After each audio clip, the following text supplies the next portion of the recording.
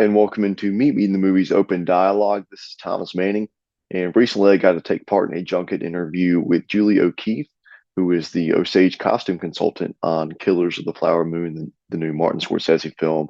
I really appreciated Julie's perspective on this. Julie is a member of the Osage Nation, so hearing her speak about just the authenticity and just the passion that went into her work on this film and the work of everyone on this film, I really appreciated what she had to say. So thank you again, Julie O'Keefe, for her time as we speak about Killers of the Flower Moon. Hope you enjoy.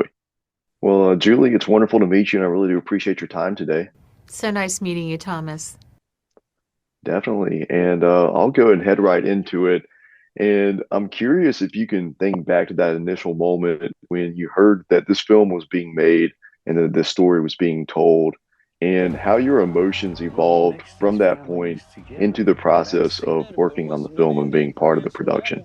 Well, I had a shop called the Cedar Chest in Pahaska, and David Gran, when he was doing his research, came down to the shop. He came down with Catherine Redcorn, who is a relative, and so I really was able to have conversations and understand the level of research that David was doing on the book. So I was aware that once it hit the New York bestseller list, that he was, going to be looking at selling the rights and what have you. So I knew that it would be coming, but I didn't really think so much about working on it. I am a native art consultant in my what I call my real life, even though I'm thinking this is my real life now. But but I had gotten a call from Chief Standing Bear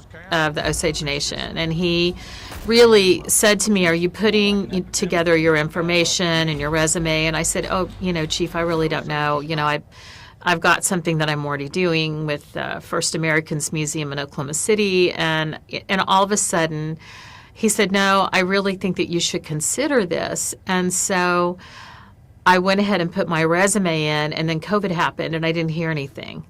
So I get a call really in March from Jacqueline West's team, and so I went in on the first day to kind of see, what it was, what everything was about.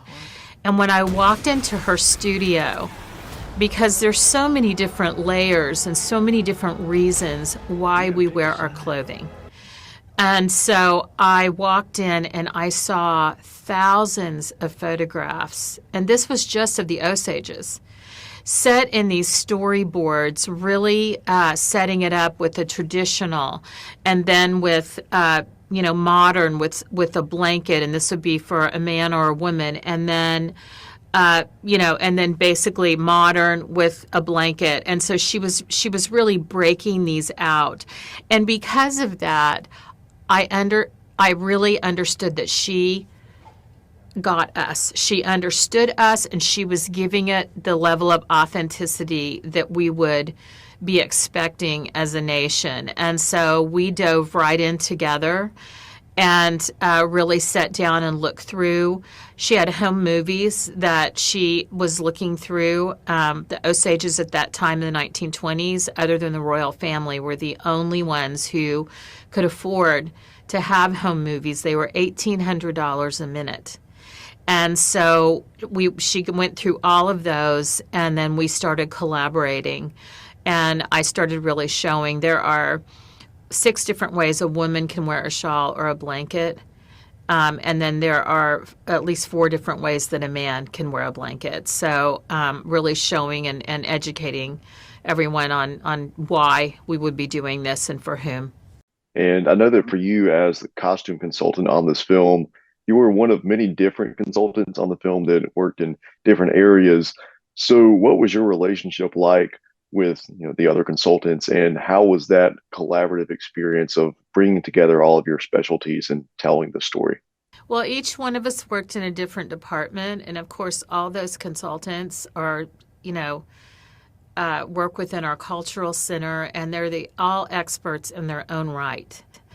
And of course, we're coming together as a people, as the Osage people, coming in to bring them our very best for our representation and for our voice. And so I have to say that I was very grateful in the sense that Martin Scorsese wanted and has set a bar now where he's bringing in the voices of the Osage Nation. But I'm really hoping in the future that all directors, when they're telling these type of stories and including different nations, that they bring in their cultural people and all of their experts to do this, because it really allows for an authentic representation.